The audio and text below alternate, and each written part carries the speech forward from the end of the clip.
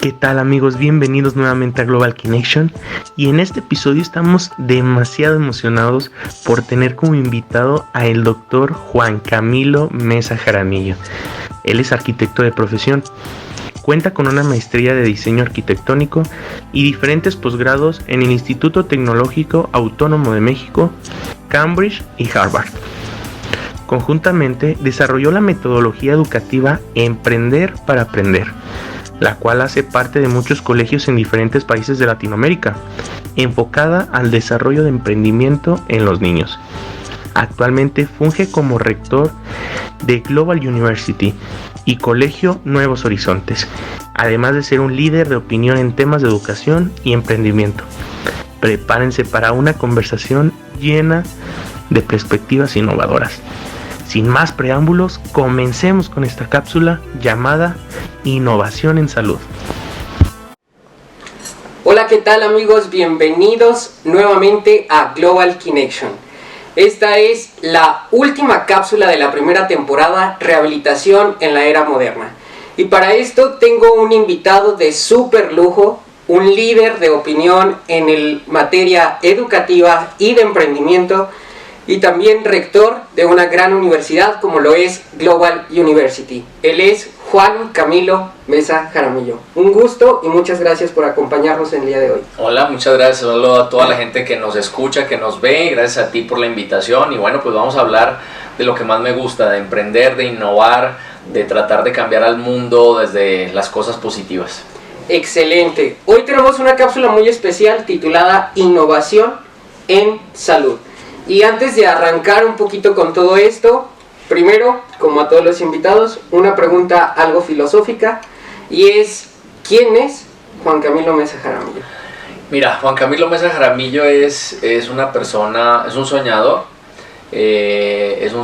que cree que con la educación y una educación centrada en la innovación y el emprendimiento, el mundo se puede mejorar. Es una persona que ha creído que en los niños de México de cualquier nivel socioeconómico está el presente y el futuro de nuestro desarrollo. Entonces, pues yo me describo como un soñador, alguien que no va a quitar el dedo del renglón hasta lograr que con la educación construyamos lo que soñamos. ¡Qué increíble! Y ahora sí, vamos a entrar de materia a lo que viene siendo el tema de esta cápsula. Usted, como bien sabemos, viene de Colombia. Vamos a hablar sobre salud primero y centrarlo bien. Viene de Colombia. ¿Hace cuántos años llega a México? No, ya hace mucho. La verdad es que ya lo de Colombia nada más quedó como un recuerdo de mi nacimiento, pero ya llevo más de la mitad de mi vida en México. Hace 25 años llegué. La verdad es que yo llegué para justamente formarme más. Yo era arquitecto y vine a hacer un posgrado en arquitectura y encontré un país del que me enamoré. Y decidí escogerlo como lugar para vivir, para desarrollarme, para soñar. Y ahora, viene a México, llega hace 25 años, y yo creo que uno de los pilares fundamentales en cualquier sociedad es la salud, un sistema sanitario. ¿Cómo ha visto usted la evolución de ese sistema sanitario desde hace 25 años? ¿Hemos avanzado? ¿México se encuentra retrocedido en el ámbito de la salud? ¿Sí ha habido cambios? Ahorita vemos pues últimamente en las noticias algunos medios que indican pues que hay desabasto, que no hay médicos suficientes. Yo siento también en materia de prevención que estamos pues un poco bajo. Yo siempre he dicho que la prevención es fundamental en cualquier sistema sanitario. ¿Cómo ve usted desde su perspectiva actualmente ese sistema sanitario?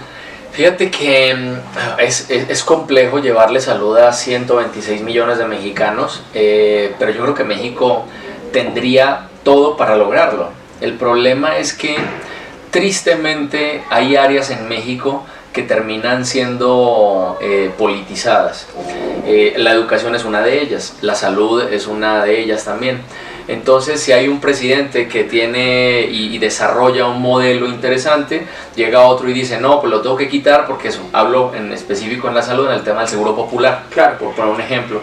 Y no es un tema de política ni de decir y atacar a un presidente u otro. Creo que esto es recurrente en las administraciones municipales, estatales, federales, que llegan y lo que buscan es desconocer el trabajo que se hace. Creo que México tiene un sistema de salud perfectible, pero un sistema de salud que tiene sus cosas interesantes. Creo que tiene hospitales de muy buen nivel, pero falta calidad en la atención. O sea, quizás tenemos el espacio físico, la tecnología, pero no tenemos la operación administrativa adecuada, ¿no? El Seguro Popular a mí me parecía que funcionaba bastante bien porque era un espacio que cubría a la gente que no tenía a lo mejor algún apoyo. Y entonces empiezan a haber parches a nivel estatal. Por ejemplo, ahora el nuevo seguro del Estado que le permite a las personas que no tienen seguridad social atenderse también es bueno, pero es un esfuerzo local con recursos locales. Entonces tristemente es una gran cantidad como de pequeños parches de un sistema que podría funcionar mucho mejor. ¿Por qué podríamos funcionar mucho mejor? Porque dinero hay en México, porque somos la 16 economía del mundo, porque hay dinero, porque hay desarrollo, porque hay muchas empresas, porque hay multinacionales. Entonces yo creo que tenemos un sistema perfectible que tiene bondades, que tiene tecnología. A México llega rápido la tecnología, llega rápido el desarrollo, pero quizás no hemos logrado dar el brinco administrativo de atención, de calidad que se merece cualquier paciente de cualquier sistema, ¿no? Habla sobre tecnología, llega a México, pero todas las personas pueden acceder a esa tecnología que ha llegado a México. ¿Dónde ve usted ahí que exista como la brecha en el aspecto tecnológico de todos los aparatos que últimamente se han incrementado pues de manera exponencial con nuevas tecnologías, como lo vemos, la inteligencia artificial, la realidad virtual, la computación cuántica, todas estas tecnologías emergentes? Pero ¿todas las personas pueden acceder a ellos o solamente unos cuantos? No, mira, en México voy a comparar mucho salud y educación porque creo que son dos elementos pilares en un país. Fundamentales. Y en ambos hay una gran diferencia entre lo público y lo privado. La realidad es que en México lo privado accede mucho más rápido a esas tecnologías, y quienes pueden estar ahí, pues la gente que puede pagar, ¿no? Entonces obviamente le llega mucho más rápido a alguien que puede pagar un tratamiento en un hospital privado con un acelerador lineal de primer mundo, ¿no? Y después llega, pero también está accesible en los hospitales públicos, pero como es tanta la demanda, quizás porque no tenemos la cobertura total en el país, pues realmente para que una persona del común y corriente pueda acceder a un servicio de esos es difícil. Entonces, tristemente México se debate como en esos dos Méxicos, en el México de la superopulencia, del superdesarrollo, de los recursos ilimitados casi. México es uno de los países más desiguales del mundo, es el más desigual de América Latina. En México somos el segundo país del mundo con más aviones privados después de Estados Unidos. Imagínate un país pobre que sea el segundo que más aviones privados tiene.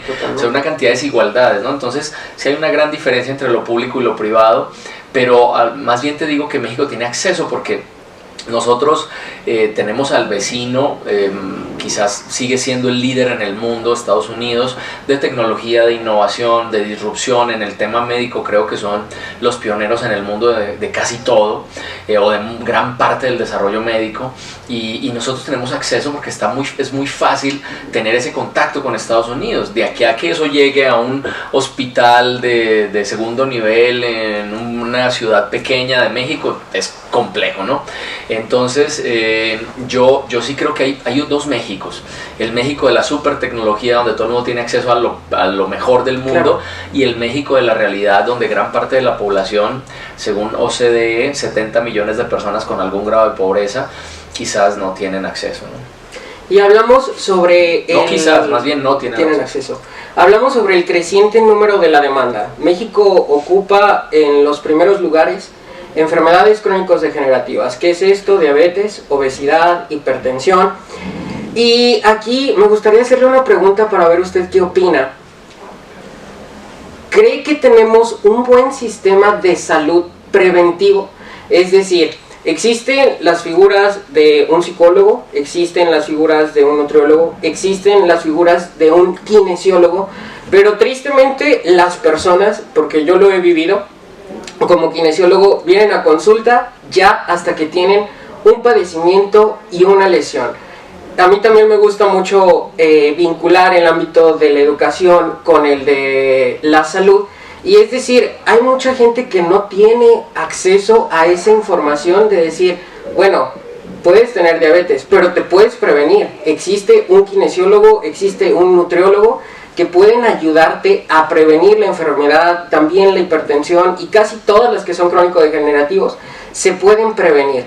¿Cómo ve usted esa parte de ese México en materia de prevención? No, realmente ahí no podría decirte que es bueno cuando somos el país más obeso del mundo, totalmente, en adultos y en niños. O sea, realmente no estamos haciendo las cosas bien. Hoy tenemos una gastronomía deliciosa y hermosa y que hace parte de nuestro patrimonio cultural, pero la realidad es que es una gastronomía que no ayuda. Y la realidad es que si no hay esa prevención y no hay esa educación previa, pues va a ser muy complicado que tengamos un buen sistema de prevención y de autocuidado. La realidad es que México sigue siendo el país más obeso en adultos, le ganamos ese lugar a Estados Unidos, y ahora en niños, que eso me parece tremendamente complejo. Hemos tenido avances pequeñitos, por ejemplo, información calórica que vienen en los productos, que te ponen como un hexágono, creo que claro, es un octágono negro que dice exceso de calorías, que uno como que lo ve, pero ha sido muy valorado en muchos países de América Latina. O sea, muchos países han cambiado su manera y de verdad sí empieza como a generar, cuando uno ve una cantidad de hexágonos negros, uno dice, no, pues este producto puede ser que me genere algún daño, ¿no? Entonces sí empezamos con eso. Hay también una ley bien interesante que prohíbe en las escuelas públicas y privadas vender cualquier tipo de alimento chatarra, y eso me parece que es un inicio, pero es muy poco. La realidad es que hay mucho más que hacer, porque en esa falta de prevención tenemos un sistema de salud que en la adultez cuesta mucho, ¿no? Todas las enfermedades crónico-degenerativas le cuestan mucho al Estado, y eso genera un barril sin fondo, porque realmente derivado de ello hay una gran cantidad de padecimientos complejísimos. Entonces no tenemos un buen sistema de prevención, de conocimiento, y menos en el tema mental. Ahorita hablabas de la psicología, o sea, realmente hoy pareciera que estar estresado es normal y que no es una enfermedad, y entonces la ansiedad, el estrés, los suicidios, la depresión, los ansiolíticos, es una gran cantidad de situaciones que estamos viviendo.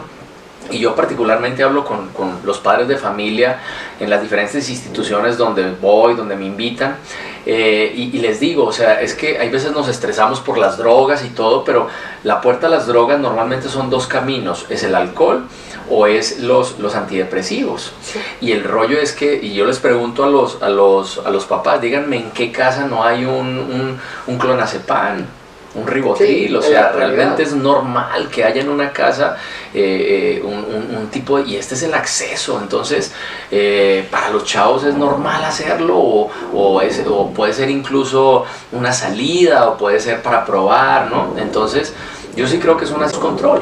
No tenemos control y no nos hemos ordenado y no tenemos un sistema. Creo que en la parte psicológica es donde tenemos más... No, igual que en la parte nutricional, pero en la parte psicológica tenemos un área de oportunidad enorme, porque las escuelas casi no tienen apoyo psicológico. Creo que la psicología es una de las profesiones que más relevancia ha tenido, y no se diga la kinesiología.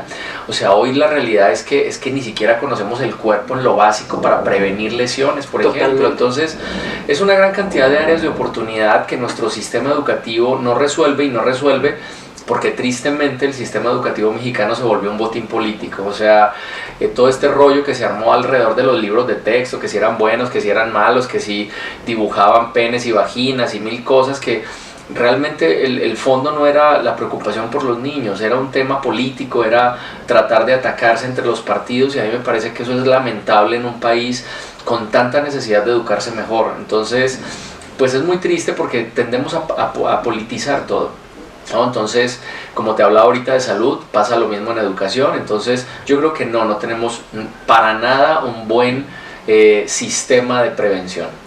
Habla ahorita, mencionando y centrándolo más acerca de la kinesiología. ¿Usted cree que un kinesiólogo tendría que estar en la canasta básicamente de las escuelas y también pues de la vida de las personas? O sea, que así como vamos a hacer chequeos recurrentes con el médico cuando nos tomamos nuestras muestras sanguíneas para ver cómo están nuestros niveles de glucosa, de triglicéridos y de todo ese tipo de cuestiones, un kinesiólogo tendría que formar parte de la canasta básica de cualquier persona. Imagínate esto, o sea, apenas como que estamos adquiriendo la costumbre de ir al doctor cuando nos duele la garganta, porque antes nos recetábamos y como nos vendían antibióticos, pues entonces ahora ya no, ahora ya te exigen la receta. Logramos superar un poco esa barrera. Después viene la barrera de, bueno, ¿será que los psicólogos son para locos o no? Y ya como que dimos. Y ahora imagínate la kinesiología. Imagínate tú, la kinesiología tiene en México 15 años, 18 años, no pasa de 20 años. ¿Y quién trajo la kinesiología a este país? La trajo un doctor amigo que quiero mucho, que es Saúl Josafat Ocampo, que me contó algún día, se sentó en una mesa y me dijo, hay que traer la kinesiología a México. Yo le dije, ¿eso qué es? Y empezamos a investigar y entre los dos trajimos la kinesiología a México, una profesión que lleva más de 100 años en el mundo y que en México no existía porque nadie entendía qué era eso. Y entonces existían otras profesiones alrededor de la rehabilitación y la terapia, pero que no resolvían el problema que un kinesiólogo resuelve. Entonces, no, yo creo que estamos en pañales, no hemos logrado aceptar que necesitamos psicólogos y menos aún kinesiólogos, pero son dos profesiones que para mí hoy tienen el mayor futuro en el siglo XXI. O sea, yo no me puedo imaginar a una persona que no tenga su psicólogo y su kinesiólogo de cabecera. Claro, así como tienes al pediatra cuando nace. O sea, ¿quién no tiene un pediatra? O sea, todo el mundo tiene un pediatra. O sea, los papás siempre tienen un pediatra donde... Bueno, así debemos tener un psicólogo y un kinesiólogo. Pero bueno, yo creo que es un proceso y no hay que enojarse ni nada. Es un proceso de ir educando a la sociedad y de ir rompiendo mitos y seguramente lo vamos a lograr porque esos cambios no se hacen en pocos años, se necesitan muchas veces décadas para lograrlo. Claro, y como menciona, yo creo que uno de los pilares fundamentales es eso, el ir implementando en la educación también la función de todo lo que viene siendo un psicólogo, un nutriólogo, un kinesiólogo. Imagínate pasar de las parteras, pues los hijos antes nacían en las casas, o sea, pasar de eso a tener un ginecólogo y un pediatra a la hora de salir el bebé. Eso fue un cambio de mentalidad. Entonces yo, como que no hay que dramatizar, pues de, ay no, es que nadie acepta a los kinesiólogos en este momento. No, va a llegar. La sociedad se va a dar cuenta de que es mucho más lógico y mucho más saludable tener un especialista en psicología y en kinesiología que te ayuden a resolver gran parte de los problemas que tu cuerpo te expresa todos los días, ¿no? Claro, claro, y como mencionaba, o sea, al final de cuentas el número crece, le cuesta muchísimo al país a veces este tipo de pacientes y finalmente con un buen sistema de prevención pues todos esos números pueden bajar para poder invertirlos en otras cosas que Totalmente. Yo creo que es lo que necesita también mucho el país, invertirlo sobre todo en educación, en ciencia y en tecnología. La prevención haría muchísimo más económico todo el sistema y es cuestión de educación, o sea, ahí se conecta educación con salud, o sea, cada escuela debería enseñarle a los niños, o sea, es que imagínate, hace 35 años te decían los hombres no lloran. Claro. Y hoy le decimos a los niños las emociones las tienes que identificar. Porque si no identificas las emociones no vas a poder entender las emociones de los demás, ni las tuyas ni las de los demás. Entonces son procesos de formación, de cambios de la sociedad que se van a dar, sin duda. O sea, la verdad es que hoy sí hay un padecimiento complejo, hablando de la psicología, es el estrés, la ansiedad, la depresión, y eso vamos a tenerlo que solucionar. Claro, totalmente. Y algo que también es muy interesante es ver, ahora adentrándonos un poquito en el tema de la innovación, cómo también en la kinesiología han tenido esta revolución de nuevas tecnologías emergentes, como es la realidad virtual, como es la inteligencia artificial. El otro día tuve la cápsula con un amigo que considero, Samuel Pérez del Camino, él es de España. Y en España es como menciona, antes a mí me costaba mucho, porque yo viajo mucho por certificaciones, por todo este tipo de cosas, y ya hay apps específicas en las que él puede salir y por base de inteligencia artificial puede monitorear al paciente. Entonces si le deja tarea en casa, la inteligencia artificial escanea el cuerpo y cuando está haciendo el movimiento, y a él le pasa directamente el dato de si hizo el ejercicio, si no hizo el ejercicio, si lo está haciendo correctamente, si no lo está haciendo correctamente. También en el área de la realidad virtual, que él es un pro, yo considero que él es un máster, él está haciendo una guía de dosificación de realidad virtual. y es cómo puede tratar muchos padecimientos que también se vinculan al final de cuentas con nosotros, como es el estrés, la depresión, la ansiedad, por medio de la kinesiología, pero con realidad virtual. ¿Usted cómo ve ese futuro en el ámbito de la kinesiología y también de la salud? ¿Vamos a tener que implementarlo? ¿Nos resistimos? ¿Cómo ve ahí? No, bueno, creo que va a haber dos caminos: o lo implementas y creces y lo que haces se vuelve escalable, o desapareces. O sea, la realidad es que la escalabilidad de las profesiones va a ser una cosa impresionante. O sea, hoy la realidad virtual, como tú comentas, te va a permitir atender a un paciente que está en Santiago de Chile. Totalmente. O sea, y lo vas a hacer porque tú tienes una manera de hacer lo que el paciente que está allá lo quiere. Entonces, si no haces eso, simplemente vas a empezar a desaparecer porque vas a tener menos clientes. Yo creo que el mundo viene a volverse un solo lugar. O sea, pasar de pequeños micro mundos a un mundo totalmente globalizado, y la tecnología no lo va a hacer. Ahora, eso no es tan rápido. Hay veces la gente dice, es que los robots van a ser profesores y van a desaparecer los profesores. Yo no creo. O sea, yo creo que nos vamos a tener que adaptar. Hoy hablaba, por ejemplo, con el director de un hospital San Marcos. Un saludo para la gente del Hospital San Marcos, excelente hospital que están inaugurando, hace 1 mes y medio lo inauguraron. Y la realidad es que la posibilidad que tienes hoy de estar en Aguascalientes y operar a alguien en Japón es totalmente real, con tecnología. Entonces yo creo que el mundo va a empezar a cambiar. El mundo va a empezar a cambiar y lo va a hacer a una velocidad quizás más rápida de lo que avanzó de los 70s a la actualidad, ¿no? Creo que la inteligencia artificial vino a revolucionar. ChatGPT, por ejemplo, en menos de 1 mes logró millones de usuarios. La gente ya lo está aplicando para 1000 cosas. ¿Qué tenemos miedo? El momento de la singularidad. Eso es un momento que estamos esperando y que esperemos no llegue pronto, pero es el momento donde las máquinas van a pensar, o sea, nos van a superar. Y en ese momento puede pasar muchas cosas. O sea, en ese momento hay catastróficos que dicen que en ese momento ellos nos van a controlar y nos van a matar y todo, y una cosa así como muy futurista. Pero yo sí creo que darle la autonomía a las máquinas está complejo, pero no sé si a nuestra generación le vaya a tocar verlo, pero quizás sí, ¿no? Entonces es todo un tema bien retador, pero yo creo que bien aplicado siempre va a ser positivo. Yo creo que el desarrollo y la innovación puede ser para bien o para mal.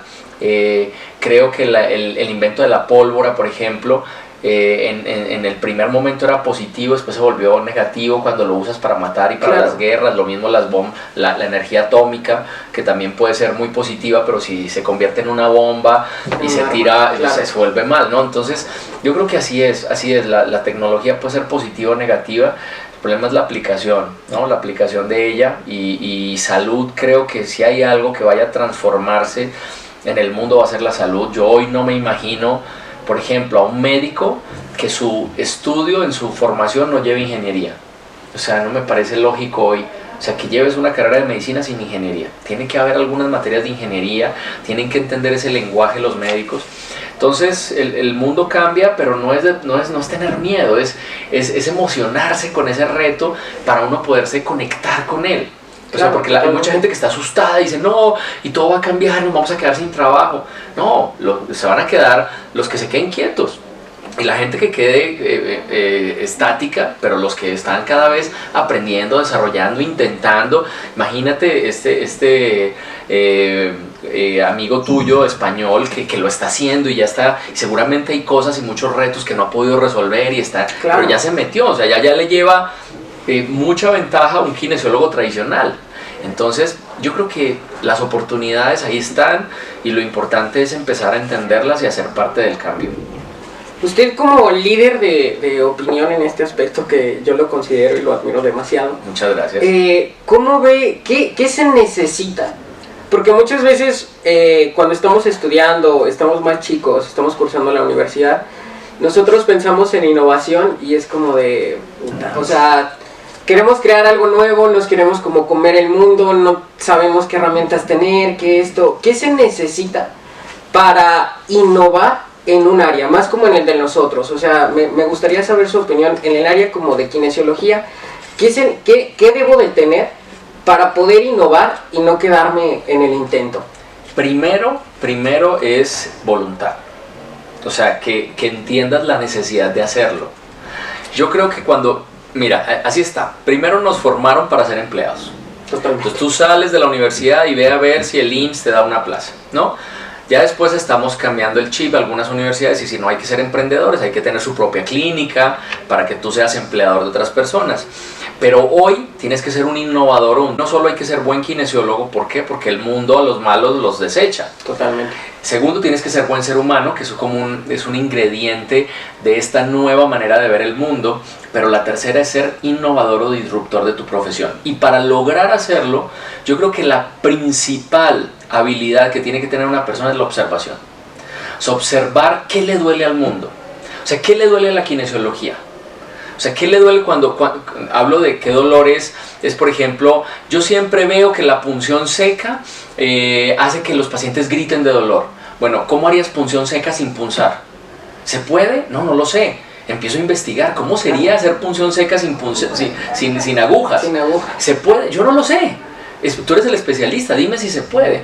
Entonces yo lo que creo es que es la capacidad de observación, y yo he conocido a muchos kinesiólogos, sobre todo argentinos, que han transformado la kinesiología a punta de observación y ver qué es lo que mejora al paciente, ¿no? El tape, la técnica del tape es una mejora maravillosa, es algo que el movimiento del cuerpo te va masajeando para que ella misma te dé terapia mientras tú estás haciendo tu vida. Eso es algo maravilloso. Bueno, ¿cuál sería la evolución? ¿Qué problemas tiene el tape? Se despega muy rápido. Bueno, ¿cómo evolucionamos eso? Entonces tengo que ir con alguien que hace plásticos, que hace pegantes, entonces busco a los de 3M y les digo, oiga, yo necesito crear una... El mundo es así. Pero para eso necesitas una capacidad de observación y de entender que tú puedes ser parte de la innovación. ¿Cuál es el reto en América Latina? Que no innovamos.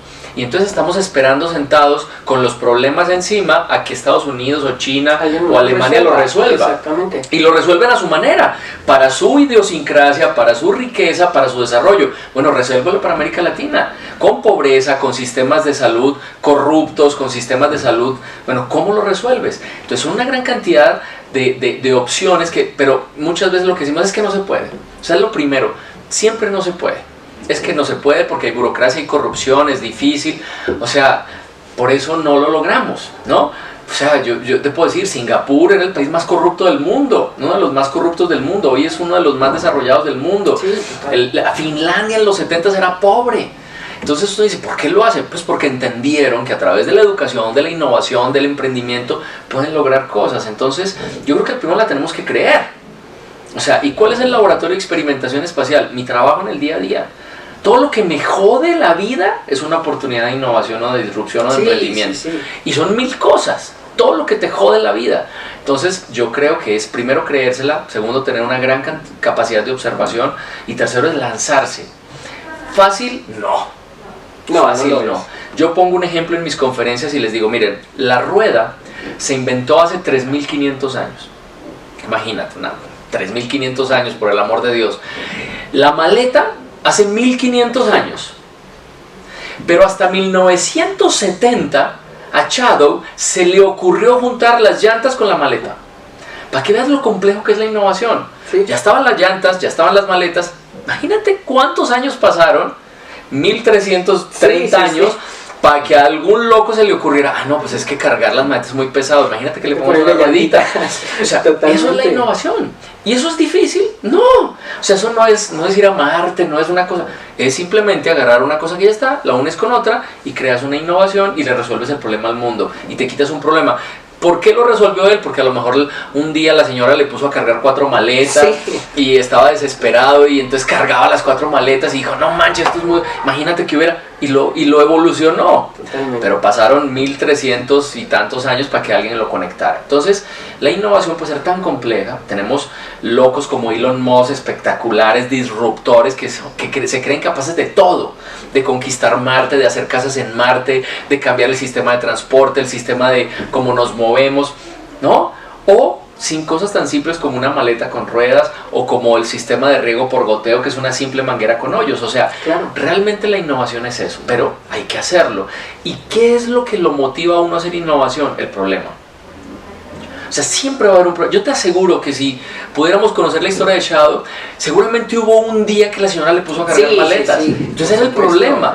Y el riego por goteo de los judíos lo hicieron porque no hay agua. Y entonces siempre hay algo que lo empuja a uno y le dice, resuélvelo, viejo, nadie más lo va a resolver. No esperes a que los chinos lo hagan o los norteamericanos. O sea, tú hazlo y a ver qué pasa. Fácil, no, pero lo puedes hacer. Y si lo haces, yo siempre les digo a los chavos, cuando logran una innovación se van a volver multimillonarios, pero no es lo importante. No. Lo importante es que van a cambiar al mundo. Claro. Si tú haces una técnica nueva de rehabilitación kinesiológica que le ayude a un paciente reconstruido su ligamento cruzado, le vas a resolver un problema al fútbol impresionante. Porque hoy un cruzado 6 meses necesita, pero tú desarrollaste una manera de que se rehabilite en 2 meses. O sea, el mundo te lo va a aplaudir y te va a decir, wow. Pero si yo ahorita te pregunto, ¿se puede? Me vas a decir, no. ¿Por qué no? ¿Por qué no? ¿Por qué no? ¿Por qué no? Porque el cuerpo necesita 6 meses para esto, para fibrosis. Me vas a hablar con términos técnicos que yo no conozco, pero me vas a decir que no. Como le dijo la NASA a Elon Musk que no se podían hacer, como cualquier persona te puede decir, no se puede. Y sí se puede. El problema es que hay que intentarlo. Y en ese proceso, quizás el sistema educativo en México nos queda fallando. Porque el sistema educativo mexicano no prepara a la gente para eso. Lo prepara para pasar un examen que no le sirve para nada y que sácale con un 10 y llegan, la familia, la abuelita, el tío le aplaude, pero ese 10 no te dice nada. Sí, y es el estarle macheteando y macheteando y macheteando. ¿Para qué? Para que tristemente, porque yo era de esos alumnos, llegué a hacerlo, de machetear toda la noche, casi una semana, para que después a la semana dices... Ya me acuerdo la mitad, o sea, lo trabajé como para memorizarlo. Ya después con el cambio de chip es, bueno, o sea, no lo memorizo, pero veo en qué lo puedo aplicar. Que estaría interesante, súper interesante poner en investigación lo del ligamento. Claro. Porque es posible, o sea, tenemos las herramientas, electroestimulación, todo ese tipo de aspectos, es posible. ¿Qué falta? No, pues que necesite un fármaco que pueda acelerar la regeneración de los tejidos. Claro. Bueno, entonces ya necesito trabajar con un químico farmacéutico para empezar a trabajarlo de manera conjunta. No, pero es que en el mundo no podemos trabajar de manera trabajo en equipo, porque el químico está por un lado, el kinesiólogo por otro, el psicólogo por otro y el médico por otro. Entonces cuando los juntas y les dicen, oye, imagínate que conectáramos esto. Eso yo creo que también es uno de los retos a nivel educativo, porque sí pasa que muchas veces es como nos centramos tanto en nosotros, en el aspecto de, bueno, yo soy kine, yo nada más hago lo mío, que muchas veces olvidamos que podemos hacer sinergia con otras áreas, como a veces puede ser un ingeniero. O sea, muchas veces ni siquiera nosotros llegamos a imaginarlo de qué puede ser posible. Y puede ser posible con un químico farmacobiólogo. ¿Cómo ve usted también como esos retos de trabajar en sinergia y tener que trabajar pues en hombre, sinergia? ¿cómo vamos a trabajar en sinergia cuando los exámenes en las escuelas son individuales? Total. O sea, eso es la cosa más tonta. Y entonces cuando dices, ¿por qué no los haces grupales? Porque unos no estudian. Y entonces la más fácil es, no, pues como no se lo memorizó, no, espérame. Pero es que el reto es hacer un examen que implique sacar lo mejor de cada estudiante. A lo mejor el que no se memoriza las cosas y no se la estudia es muy bueno para exponer y para defender ideas. Y entonces es la persona que va a explicar el proyecto. Así es la vida. O sea, yo siempre pongo un ejemplo muy sencillo que es, cuando vas a montar un restaurante, ¿tú qué haces? Buscas al mejor chef, al mejor diseñador, al mejor barman, a la mejor hostess o al mejor hostess, y desarrollas un proyecto. Ni modo que tú digas, yo soy el chef, el cocinero, el lavadero, el hostess. No, o sea, buscas, pero el sistema educativo te forma de manera individual y los exámenes son individuales. Y entonces yo siempre les he dicho, mi reto es que en las instituciones donde trabajo, que es Nuevos Horizontes Global School y Global University, los exámenes sean abiertos. Ese es mi gran sueño, que el alumno pueda sacar el libro, la computadora, el iPad, el teléfono, marcarle a su papá, al tío que es doctor, al profesor del lado, claro. Pregúntale al mundo, la información ya está ahí. O sea, yo no quiero que hayan memorizado todo, yo quiero que tú tengas las habilidades para decir, le voy a marcar a mi tío que me va a ayudar a resolver un problema. ¡Genial! Pero voy a diseñar un examen que implique pasar de la memoria al análisis. Y para eso el pensamiento crítico y analítico es la base de todo. Totalmente. Y es la base de la innovación. De hecho, traigo mi tesis ahora, mi hipótesis más bien es, la base de todo es el pensamiento crítico. De innovar, de disrumpir, y la innovación y la disrupción se vuelve un emprendimiento.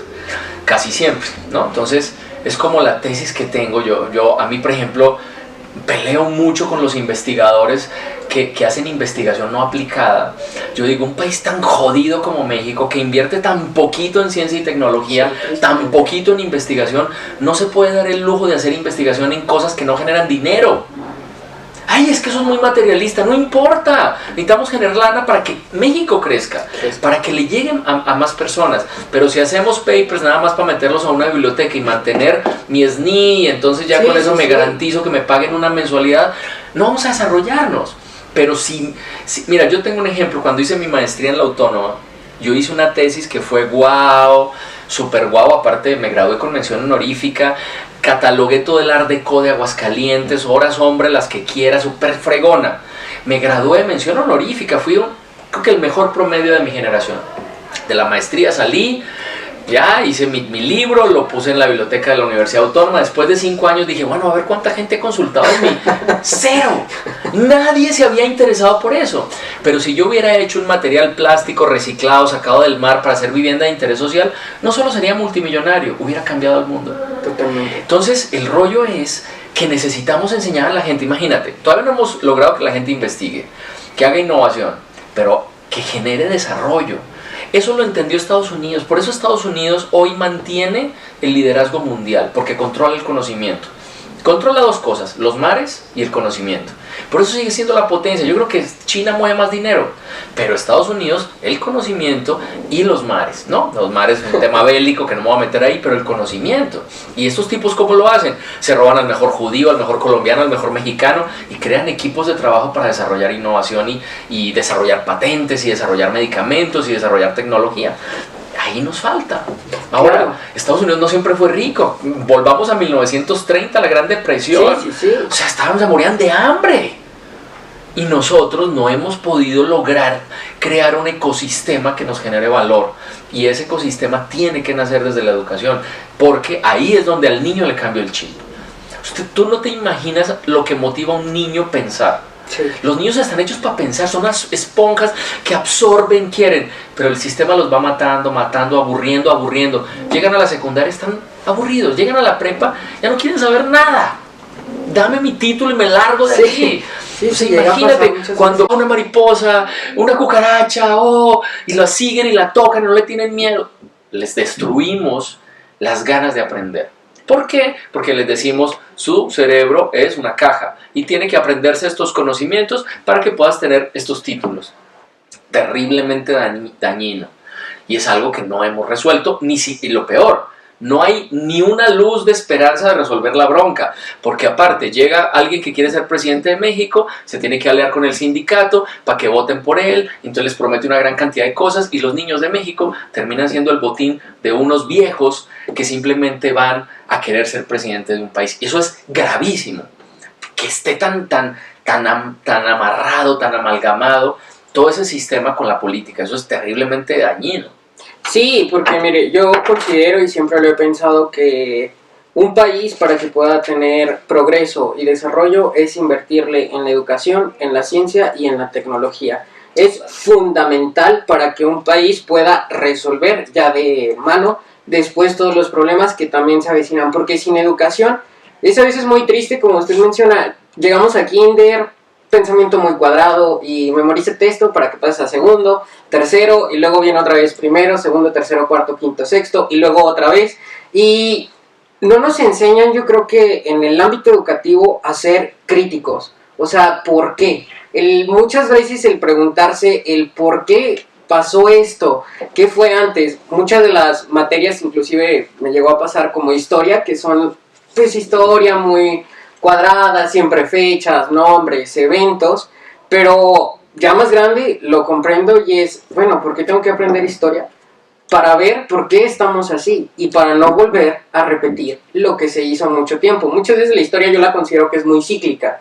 Vuelve a pasar porque no hemos aprendido de los errores y vuelve a pasar y vuelve a pasar, pero sí, básicamente yo considero que un país, para que tenga un buen desarrollo y un buen crecimiento y un buen progreso en la sociedad es invertirle sin duda a la educación, a la ciencia y a la tecnología. Ahora, ahí está el futuro. No solo invertir, porque México per cápita invierte porcentualmente hablando más que Alemania en educación. Pero el problema es que México, el 93% de lo que invierte se va a nómina. Y a un sistema centrado en la memoria. Sí. ¿No? Entonces, no es solo invertir lana. O sea, México, de verdad, hay profesores que ganan muy, muy bien en México. Hay otros que no. Pero el sistema educativo en México no es tan malo hablando de salarios y eso. Pero el modelo es terriblemente negativamente malo. Terriblemente malo. La formación docente en México es muy limitada. Los profesores, mira, Finlandia, estuve en Finlandia no hace mucho y me decían, los profesores con más grados académicos se van a los primeros años de formación, a primaria. Los que tienen doctorado, y yo decía, pero ¿cómo? En México no, las recién egresadas de la Facultad de Pedagogía se van a primaria. Sí. ¿Por qué? Porque ellos dicen, los primeros años de formación educativa de los niños son fundamentales. Ahí van los más fregones. Nosotros no, van los más inexpertos, ¿no? Entonces, son una gran cantidad de cosas, no es criticar por criticar. Yo créeme que creo en mis profes de México. Yo me he comprometido a hacer cambios en la educación, lo hemos logrado tanto en el sector público como privado. Tenemos, tú sabes, una escuela adoptada que es la secundaria 42 Virginia Woolf, donde hemos hecho cositas muy sencillas. La directora, a quien saluda, la doctora Laura Oscos, ella es experta en metodologías activas. Es justamente las metodologías activas, es llevar a la gente a desarrollar el pensamiento crítico y analítico. Bueno, en pocos años de haber desarrollado esa escuela así, con un modelo de niños emprendedores de mi empresa Global Breakers que desarrollamos ahí, hemos cambiado el mindset de los niños, y niños que estaban estigmatizados a la delincuencia o a trabajar en trabajos muy manuales y muy complejos, hoy son niños que tienen pequeñas empresas que están desarrollando. Hay una niña que tiene una pastelería que le da trabajo a su mamá y a su papá. O sea, estamos cambiando el entorno y eso es maravilloso. Entonces se puede, sí, nada más hay que tener otra visión. Es difícil, alguien dirá, ay, es una sola escuela en millones de escuelas en México. No importa porque hay una. Claro. Peor sería que no hubiera nada, porque hay gente que dice, no, es que es imposible, no se va a poder, que no sé qué. Bueno, se puede, lo vamos a lograr, y creo que hoy tenemos una, después tendremos 5, después 10 y a lo mejor 100 y a lo mejor 1 millón. Increíble. Qué buena está la plática. Pero me gustaría terminar esta cápsula con un consejo de usted a toda la audiencia que nos ve, que son aquellos profesionales futuros de la salud, que inclusive están ahorita cursando su carrera o que ya están egresando. ¿Qué consejo les daría usted como Juan Camilo de manera personal a todos ellos que nos están escuchando hoy día? Mira, yo creo que para hacer innovación, disrupción, primero hay que amar este país. O sea, yo creo que la gente ve a los empresarios, a los emprendedores como gente que solo se preocupa por uno. Yo creo que hoy hay un concepto que se llama capitalismo consciente, donde se vale hacer dinero, pero no a costa de joder a México. Yo creo que ese es como el primer elemento. O sea, desarróllate, crece, pero desarrollando la economía, mejorando a la sociedad y cuidando el medio ambiente. Son como los 3 ejes principales. Segundo, tienes que creer en ti, que lo puedes hacer. ¿Para qué eres bueno? Bueno, detecta eso y a partir de eso busca qué le duele en lo que te gusta al mundo. Y ahí vas a encontrar quizás una motivación para construir el mundo que sueñas en ese tema. Claro. Pues muchísimas gracias por ser esta gran cerecita del pastel en esta primera temporada que llevamos a cabo, también un sueño. Yo siempre quise poder estar aquí, poder platicar con grandes invitados que pues poco a poco se ha conseguido. Y pues muchísimas gracias por aceptar la invitación y por toda esta gran plática que tuvimos el día de hoy. Pues un saludo a todos, gracias a ti, gracias a toda la gente del staff, gracias por invitarme y seguimos en contacto. Gracias, claro. Gracias. Muchísimas gracias, nos vemos. Hasta la próxima. Chao, chao. Global Kinexion es patrocinado por Global University.